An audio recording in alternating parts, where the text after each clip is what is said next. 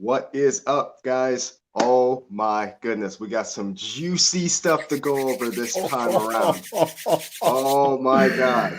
We're going to be talking about Xbox and them acquiring ZeniMax Media as well as their partner company, Bethesda Softworks. And also, we have an update on the Epic Apple controversies that's been happening. So definitely, you guys definitely don't want to miss this. So without further ado, Platform Gamer Podcast, episode 6 starts right now.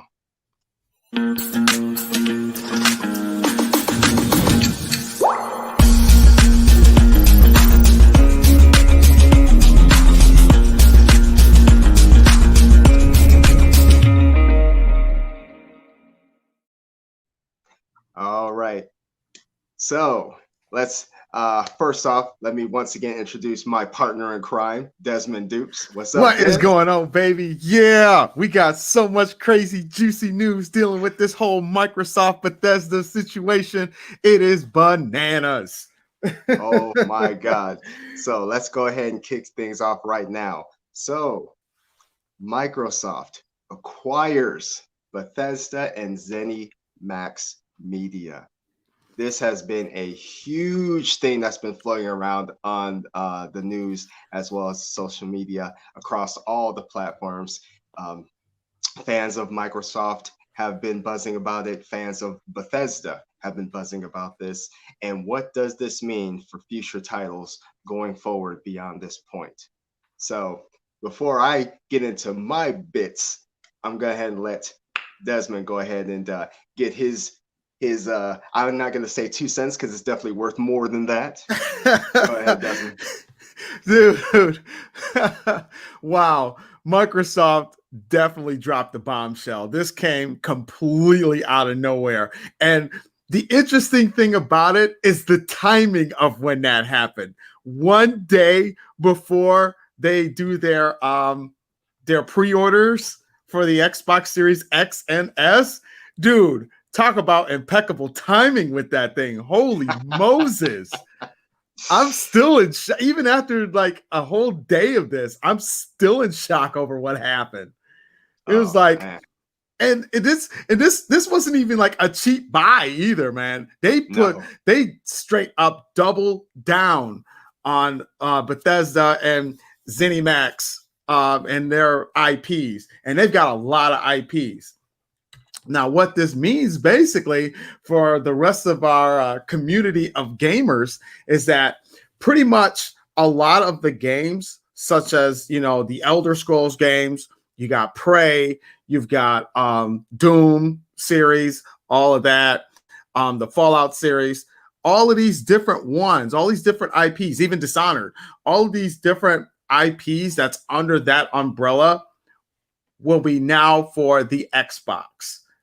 So I don't want to say solely just yet. There's still some information that we still need to get figured out. But for the sake of argument right now, in this moment, we'll say they have pretty much everything under their umbrella.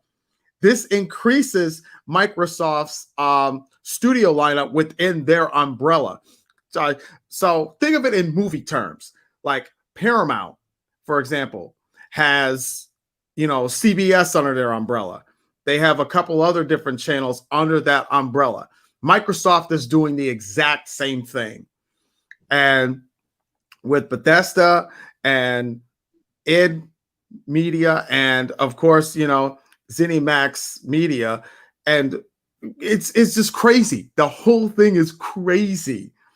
And I feel that Microsoft, this was probably the biggest move in gaming history. I mean, let's just call it what it is. This was literally the biggest, most talked about thing in all gaming history. Dude, this was on CNN.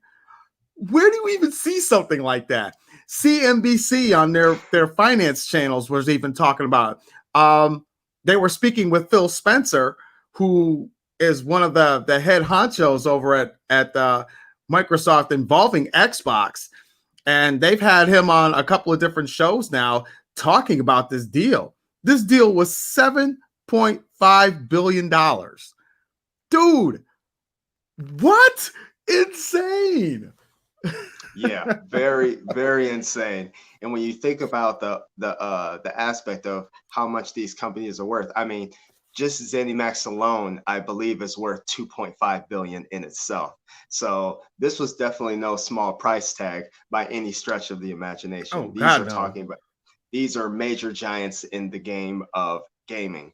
And I mean, let's face it, Bethesda has been blowing up a lot with a lot of its mainstream titles, especially revolving around the Elder Scrolls and Fallout. So this is basically um, all of those that were under the Bethesda umbrella, which is now underneath the entire Microsoft Studios umbrella. You have Bethesda Studios, ID Software, ZeniMax Online, um, Arcane Studios, Machine Games, Tango Games Works, Alpha Dog Games, Roadhouse Studios. That's a lot. That increases Microsoft's like home base of big, really big, like double and triple A title developers from 15 to 23.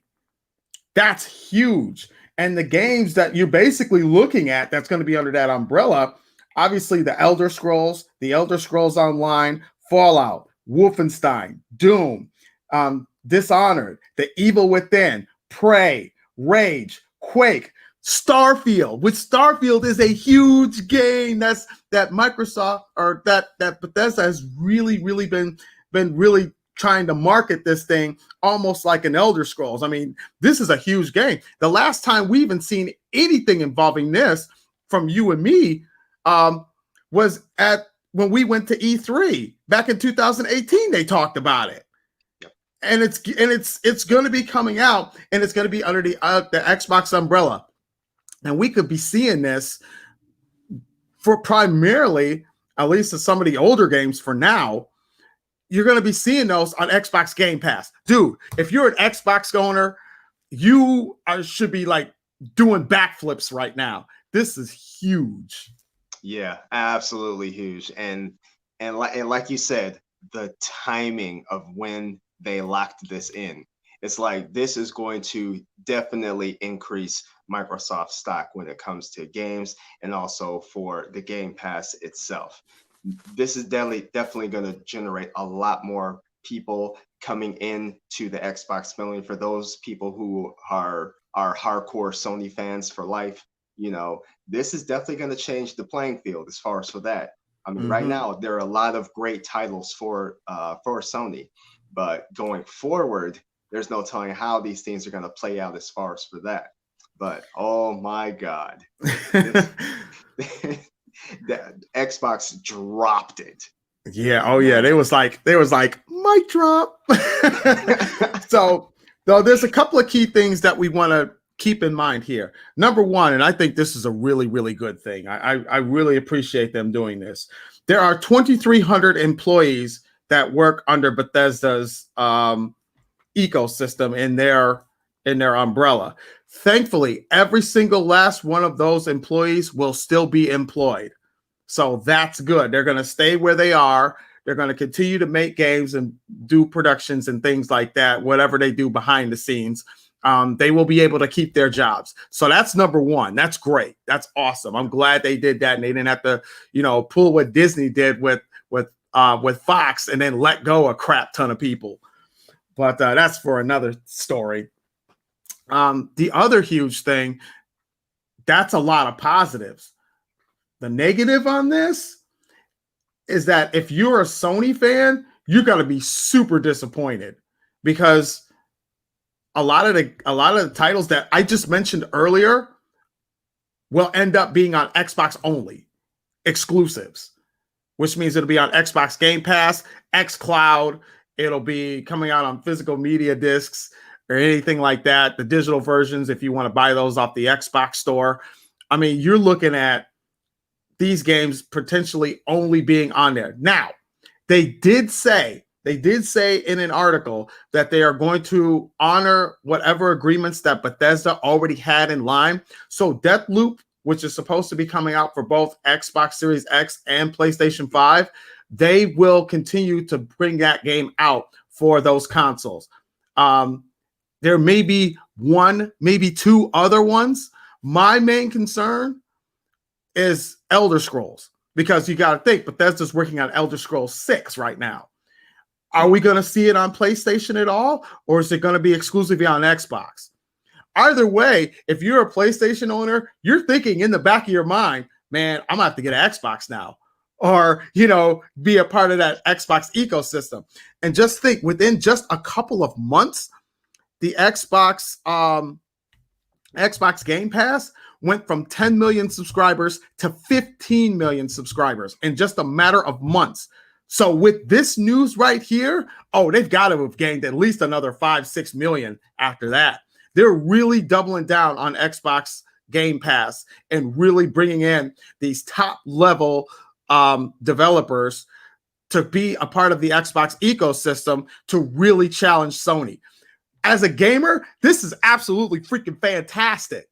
So this is something that I'm really looking forward to. I was originally going to wait and get my Xbox Series X like a little bit later down the line, but after this news, man, I don't know. I'm gonna have to jump on the bandwagon a little bit sooner than expected. Yeah, absolutely. And then the fact that it was also stated that before Microsoft even made this buyout, Sony was already in talks of bringing Starfield exclusively to the PS5. Mm-hmm. So, as Desmond had stated earlier, they do intend on honoring that. So, no worries, Sony fans, we are going to get Starfield. So don't worry about that. Okay. And also the other titles Desmond mentioned, games like Deathloop and also Ghostwire Tokyo. Yes. Those games will also be still exclusive on the PS5. So no worries as far as for that. That's the reason why you were still seeing advertisements and commercials for those particular game titles. Yep. Now, also, and just to also say that with what Phil Spencer had stated, that when it comes to the Bethesda titles such as Starfield, like he said, it will be available for the Xbox, the PC, and the Game Pass. Now, as far as for any other projects going forward, he did say that when it comes to other consoles, those will be done on a case-by-case basis, i.e. the Nintendo Switch, as well as the Google Stadia. Okay, so there's some things to really take in with that. Number one, if it's going to be a case-by-case basis, Microsoft, with a lot of the heavy hitters, they could be nice and let Bethesda be like, okay, we'll let you guys put out the Elder Scrolls for different consoles, like Stadia, or you could, put it on PlayStation. They could be greedy. They could be like, you know what? This is such a huge, momentous title. I think we'll just keep that for ourselves. But it just really depends on how Microsoft is going to play this thing. And with it being case by case, Doom, I can honestly see just being on Xbox. I can see that. I can totally see that. So basically, with Doom Eternal could possibly be the last game we'll see on PlayStation. This is crazy. Yeah, absolutely. There was some other things that was also mentioned as far as for that.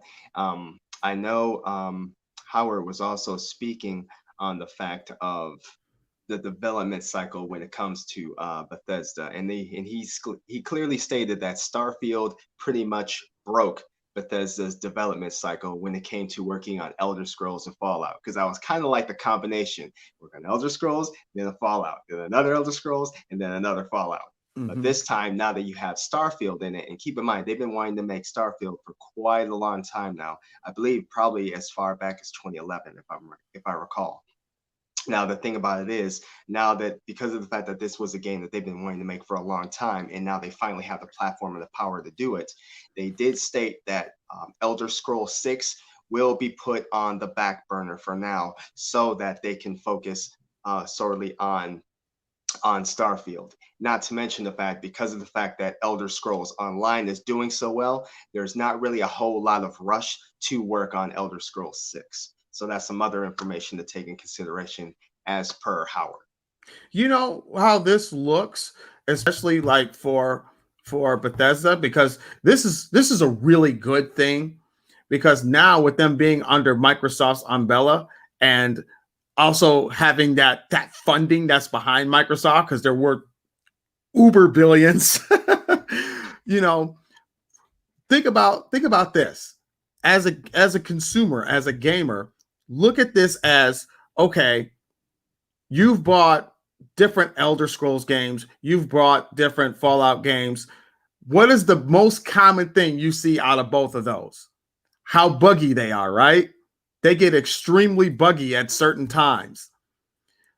With them now under Microsoft's umbrella and that huge support system that they'll be able to eliminate a lot of those bugs. They may even, I mean, look what Microsoft just did. They just freaking delayed Halo Infinite until next year because they wanted to get a bunch of stuff worked out. So you look at it from, we're going to get less, it's going to be less buggy, because with their power behind them, with Microsoft's power behind Bethesda, you're going to look at this is a huge thing. This is a huge thing, and it'll cut down on a lot of that, cut down on a lot of patches, updates, things like that, that quite frankly, you really don't need a lot of, but you do get them in those games, especially in Fallout, because Fallout gets really buggy, really bad sometimes. Like the whole situation with Fallout 76, that thing was a mess. But I believe since all of those updates happened, it got better. And think if you could cut that situation in half or less, now that you have the support of Microsoft backing your every move with these games, that kind of help, hey, we can help out with these bug issues. Let's work together on this, and then really bring out a high quality product game that runs smooth, very little to no bugginess. I mean, this is great news, super great news. Yeah, absolutely. And plus, there's another thing which was mentioned by Todd Howard of Bethesda, is the fact that this was actually a really good move, and that they feel like this is definitely going to be very beneficial to the team of Bethesda, because of the fact that they have had a relationship with Microsoft for many years now. And because of the fact that they pretty much, the primary reason why they also jumped on board with Microsoft is because of the fact that Microsoft pretty much shares the same vision, the same future of what Bethesda is trying to do also.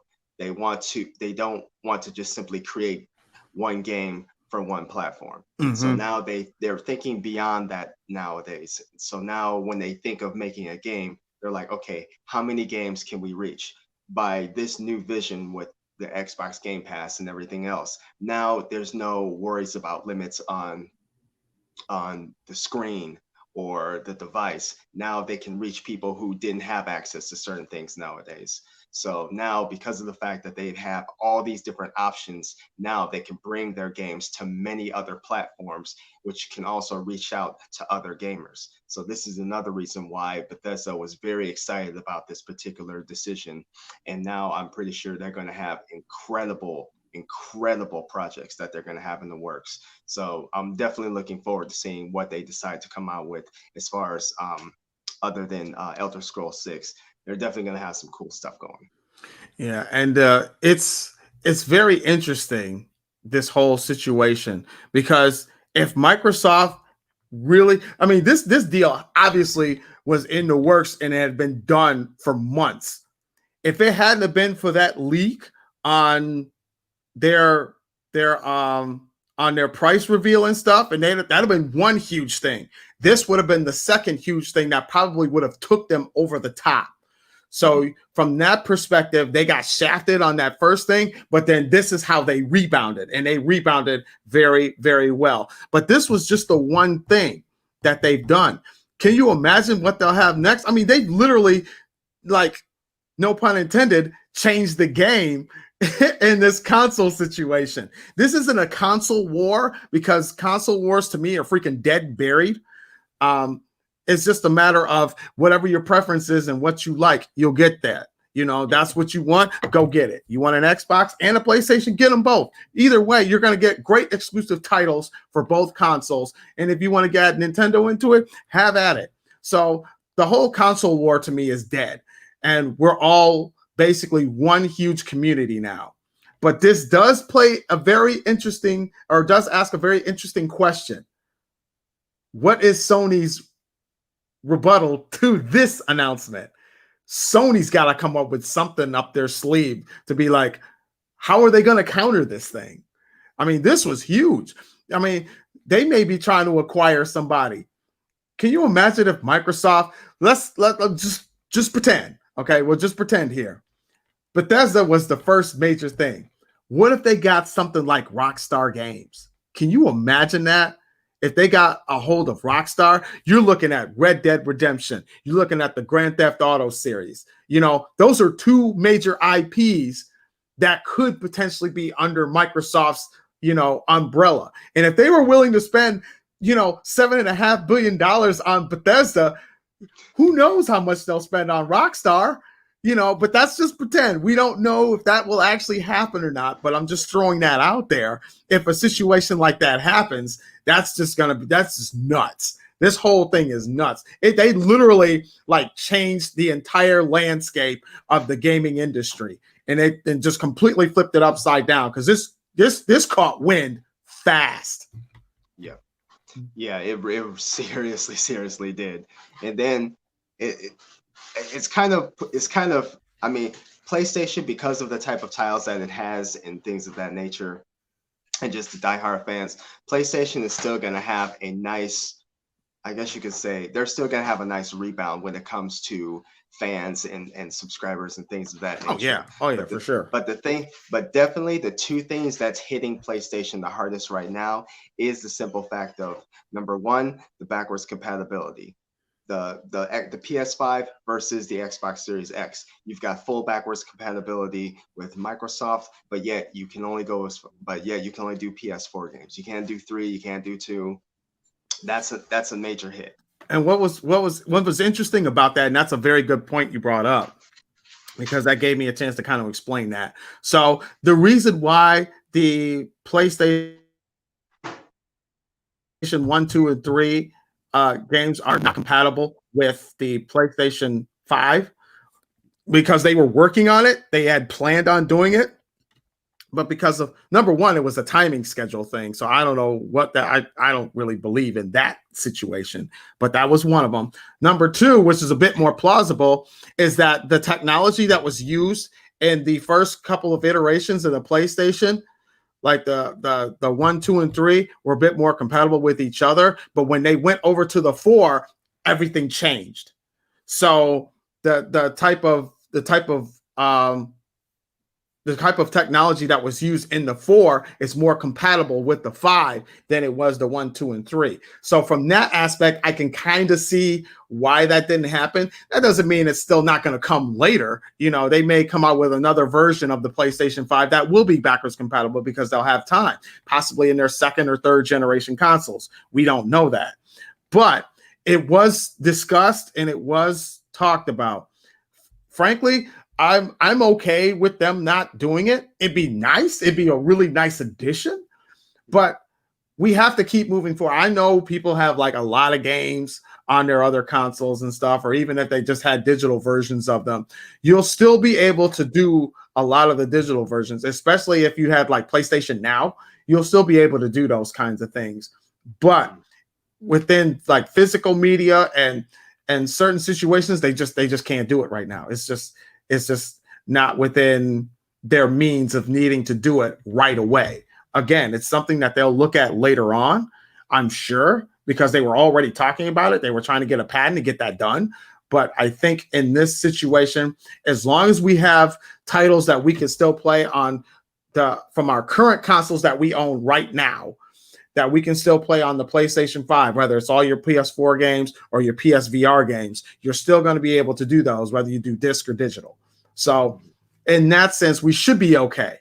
It's not burning too many bridges with that one. I'm not too concerned about it. But again, it just be a nice feature, but it is what it is. We don't got it. Oh well. That is true. That is true. Yes, yes, absolutely. And I think as far as at the end of the day, with Bethesda joining the team at Microsoft, we're definitely going to be seeing some really, really cool, wonderful projects that's going to come out of that. Mm-hmm. I think right now, I'd say right now, the biggest issue that both Microsoft and Sony are having right now is trying to figure out how to fine tune this cross-platform gaming that both have been trying to talk about. Because for what has been last reported, both are having issues with trying to figure out a way of making this work. So Yeah. I am curious to see what they intend on doing as far as solving this particular solution. Because let's face it, cross-platform, that will be just the ultimate merger. I think that will be definitely the biggest evolution when it comes to gaming, to be able to play games with people on a whole different machine. That's going to be wild. That's going to be Yeah. wild. Not to mention the fact, you think about the competitiveness of the playing field when it comes to multiplayer online games. Think of Call of Duty. Now, instead of just playing against players from just within the Sony realm, now you're going to be going against players from Microsoft as well. So now you're it's literally you against the world at that point. So Right. I'm definitely going to be looking forward to seeing what they do as far as this. But this particular business move was very smart on Microsoft's part, and obviously it seems this was something that was very much. I guess you could say this was something that Bethesda obviously was kind of gearing for the most part. Mm-hmm. I mean, Morrowind is still by far one of Microsoft's most iconic games. It's one of the best ones that they've released. So, oh, yeah, this is crazy. What do you guys think of this story? Do you think this is you think this was a really smart move by Microsoft, or do you think it should be, oh well, I don't really like it. It's not for me. You guys let us know in the comments section, and tell us your thoughts on it, or how you feel about the situation in general.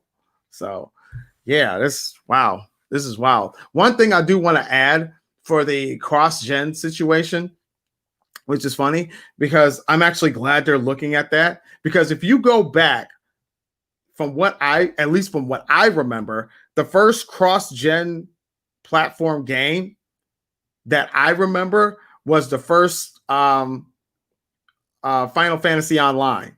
Remember that for the PlayStation 2? So you had to like put in a whole new like little hard drive thing in there or whatever. But because that one you could play with PC gamers that also had the game. So that was kind of interesting. But just a little fun fact I wanted to throw out there. But yeah, so what's the next story? All right, so the next thing coming up, Epic Games and Apple. What is the latest? What's been happening? Who's been talking? Oh my God. let me just say, based on everything that's been reported, I mean, they've been going back and forth. They've been doing their business in some of the California courts. And I swear, by reading the transcripts of what's been taking place, to me, it's basically two kids on a playground, pretty much talking smack to each other. That's what it's coming across. That is what it's coming across. These guys are completely throwing jabs in every which way and just trying to land a punch. And right now, I mean, there's been all kinds of different things getting thrown back and forth, but we're definitely going to dive deeper into that. But Des, I'd like to get your opinion of what you think has been developing as far as that ever since it was first announced that they were going to be having these issues. Okay, so my whole thing with this is, ever since that restraining order that Epic Games put on Apple to make sure that, they didn't try and cut a lot of the things off that they were still working on. It's like they can keep going with production, because remember, Apple took Fortnite off there, and this all started with Fortnite. It all started with Fortnite. So they had them pulled from all of their Apple stores. And, it's like, because of breach of contract. Epic Games breached contract. and they weren't supposed to do that. Now, the official hearing still doesn't start for another few days. I think it's I believe, if I remember correctly, the 28th is when it's supposed to be the first. We'll start getting hearings of that. But from what I gathered so far, is that there's still a lot of back and forth. I mean, right now there's like a whole timeline and involving this whole situation. So it's just a matter of how it's going to play out, who's going to do what. Now, Epic Games got even more of their lawyers involved as far as the situation with them. And now they're, like you said, they're throwing jabs back at Apple. And they use the term cherry picking. It's like they're messing with us like that. And it's, just like they're gonna throw some shade at each other. This is an incredibly crazy situation still. It's still going on. As far as we know, none of the other developers have left using those development kits from Epic Games. As far as the Unreal Engines 4 and 5, they're still in use right now, or I should say 4 is in use right now, and 5 is still planning. It's still, as far as we know, the Unreal Engine 5 is still planning on coming out. But we do know that other developers have been looking at other companies who are also working on new development engines, or on like new engines to be used for developers, such as Crytek. They got the new Cryo engine that they're working on, which I do believe is supposed to also come out sometime next year. And then what was it? The Hanzo engine? Hazel engine, yes. The Hazel engine is being worked on. So there's going to be, so even if Epic Games or these other developers lost faith in Epic Games as far as this situation goes, especially with the whole breach of contract and everything, they will have other options. The only problem is those other options won't be available until next year, and they don't even have those kits yet right now. So they won't know how to, you still got to look at that and how they're going to be able to work around figuring that the development kit out. So you're still looking at possibly a whole nother year on top of that, just learning those other ones. So this whole thing with Apple and Epic, they're gonna eventually come to terms with something. Either somebody's gonna settle, or this thing's gonna drag on for a couple more months. At most, you're looking at the latest probably March of next year. But you got to think of too, with these hearings, COVID is still in effect right now, and some of them may get postponed. Because somebody may show up in court with the virus. Anything can happen at this point. So I'm very curious on what is happening, but this was just a small update. So it's not really like a huge update, but we wanted to make sure that you guys were informed on what was going on with that situation, because it does affect all your Fortnite playing. It does affect other developing customers that uses these development kits. These are things that really are playing a factor within this whole situation within this court legal battle.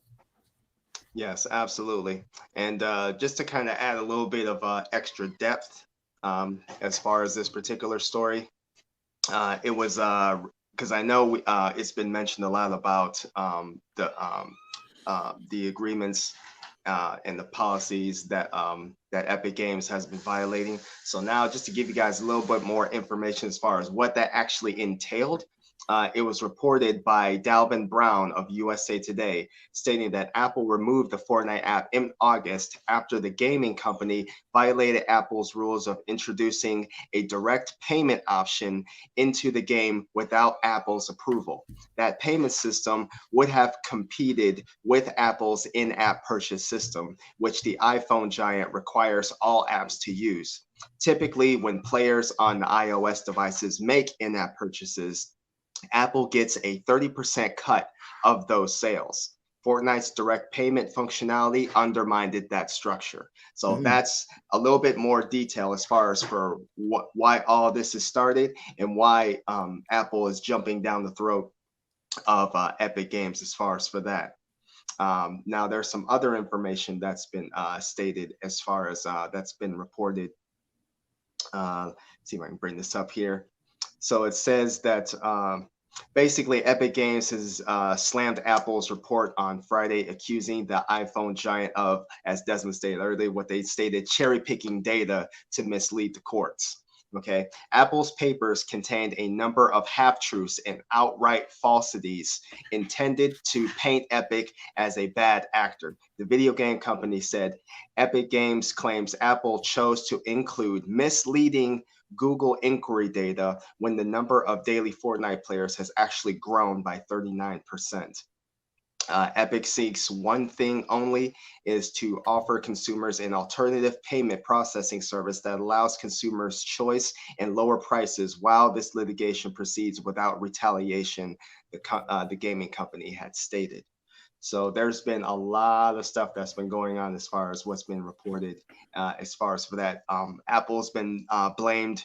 Apple blamed Epic Games for the App Store stalemate, saying that gaming company is holding its customers hostage just to gain leverage in a business dispute. So there's been a lot of stuff there's a lot of jabs getting thrown back and forth from Apple to Epic Games. So this is definitely a complete 180 as opposed to what was reported from Apple in the last recent when all this was taking place, stating that they definitely hope to revitalize the partnership with Epic Games because they understand how important this is, and they definitely want to continue that business partnership. But by the way things are looking right now, I don't know. That bridge is slowly burning, and there's no workers around to repair it. So I'm not exactly sure.